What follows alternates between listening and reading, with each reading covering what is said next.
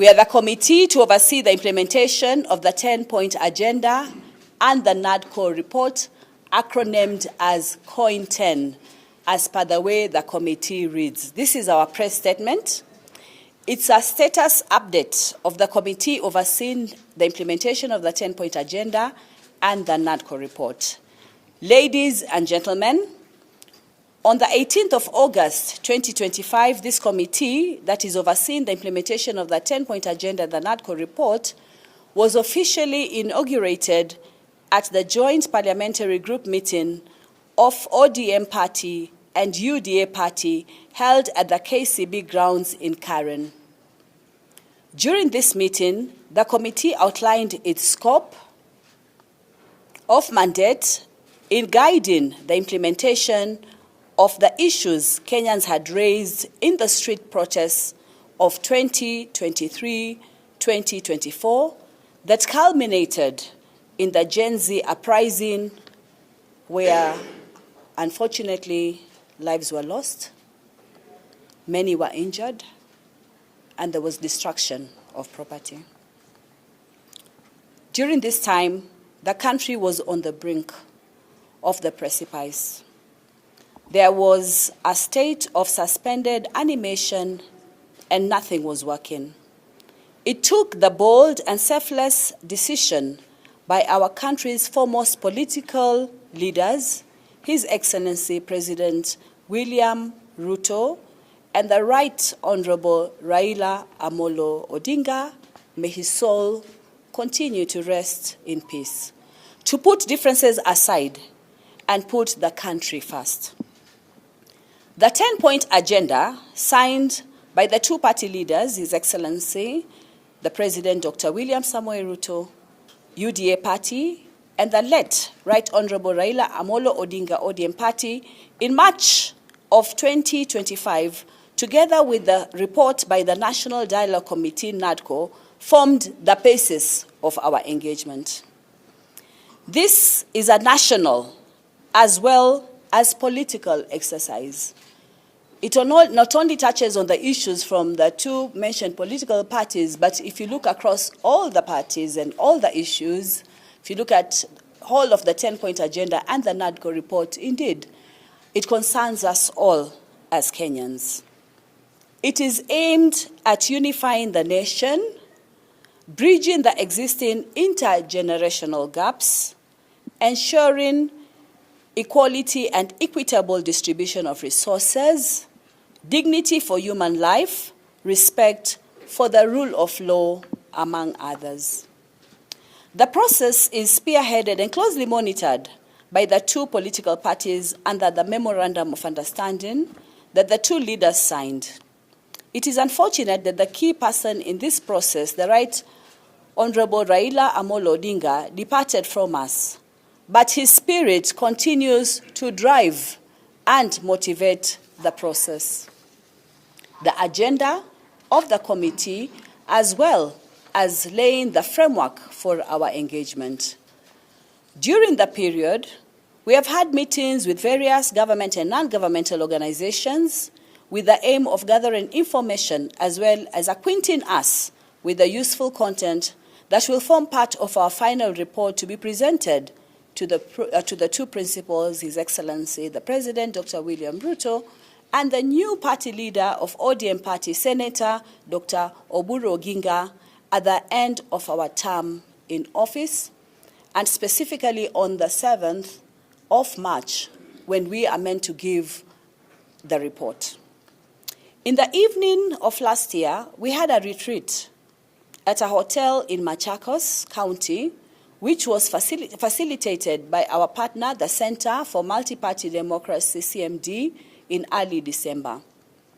This retreat gave us time to reflect on our task and what is needed for us, considering the whole country is awaiting the outcome of our engagements. Rightly so, I think, because this engagement will allow us to give an overarching information to the whole of the nation about where we are in a process that we are all engaged in.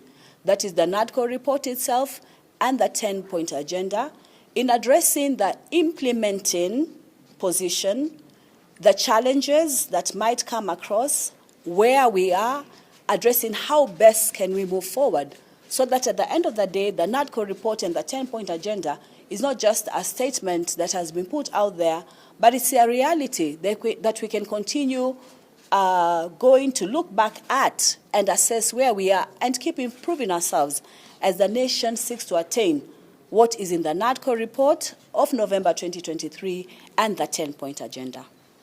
Since then, we have had meetings with government ministries, state departments, government agencies, constitutional commissions, human rights bodies, and civil society organizations.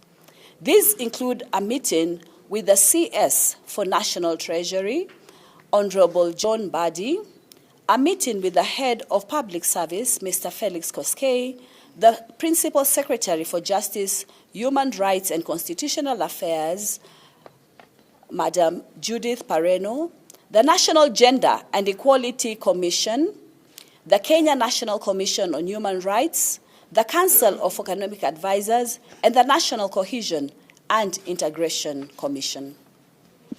We have also held meetings with Cabinet Secretary for Water, Sanitation, and Irrigation, Engineer Eric Murithi Muga, and the Controller of Budget, Dr. Margaret Nyakango, and her team. This morning, the committee had engagements with the National Police Service Commission, where we had fruitful discussion on matters to do with human rights and the freedom of association under Article 37 of the Constitution of Kenya. We also had a meeting with the Principal Secretary for the State Department of Parliamentary Affairs in the Office of the Prime Cabinet Secretary. Her name is Ms. Aurelia Rono.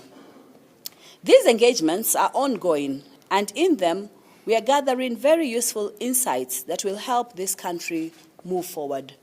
In all these engagements, we are going to specific areas as implementing organizations that we are moving to in the NADCO report and issues that have and what to be addressed, to see the progress for these and have discussions across these. So these engagements that are going on are going to be very useful for us to collect our data and present the status quo of the implementation of the NADCO report 2023 and the 10-point agenda. Beginning next month, we shall move on to a very important part of our work as a committee, and that's the countrywide stakeholder engagements, where we intend to meet Kenyans right in the grassroots to listen to them, because this is an inclusive process and we want everybody to come on board at the various levels to talk about the NADCO report and 10-point agenda and their assessment of its implementation.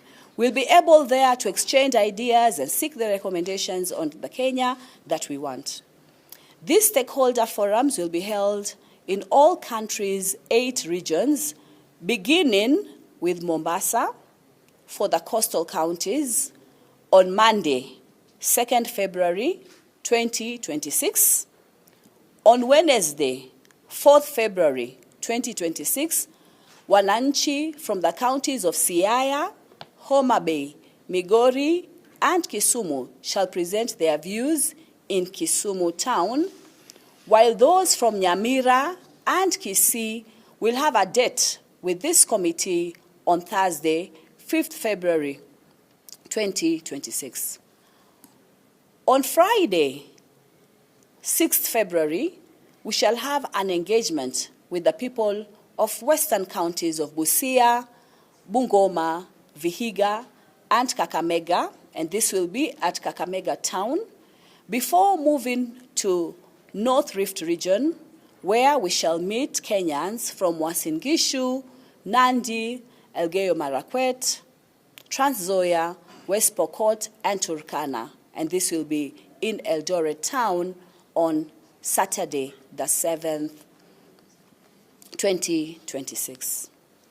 On Monday, the 9th, we shall be in Narok and Nakuru for engagements with the people of South Rift counties of Nakuru, Kericho, Bomet, Baringo, Kajiado, and Narok before heading to Nyeri town on the 11th of February for a meeting with the people of Nyeri, Nyandarua, Kirinyaga, Murang'a, Laikipia, and Kiambu counties. On Thursday, the 12th of February, the committee will pitch tent in Meru town to listen to the people of Mount Kenya East and Upper Eastern counties of Meru, Embu, Tharaka Nithi, Isiolo, and Marsabit before heading down to lower eastern counties of Machakos, Kitui, and Makueni counties in Machakos town on Saturday, the 14th, 2026. People of the northeastern counties of Mandera, Garissa, and Wajir will converge in Wajir town on Monday, February 23rd, for the stakeholder forum. We intend to finish our nationwide tour with a mega stakeholder meeting for Nairobi region right here at the Kenyatta International Convention Center, KICC, and that will be on Wednesday, February 25th, 2026.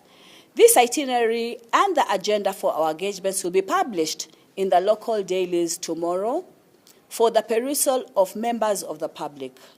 We encourage members of the public to turn out in their numbers, speak to us generously, air their views, and together we shall help build the Kenya that will be favorable to all of us. Right now, we are standing at KICC, and behind us here is the Magadi room, where we will also be receiving memorandum from the public. Any Kenyan who wants to address a particular issue on the NADCO report and the 10-point agenda on any issue, please feel welcome to participate so that you can come on board to do this. I ask Mr. Oguda to give us the spirit of the MOU.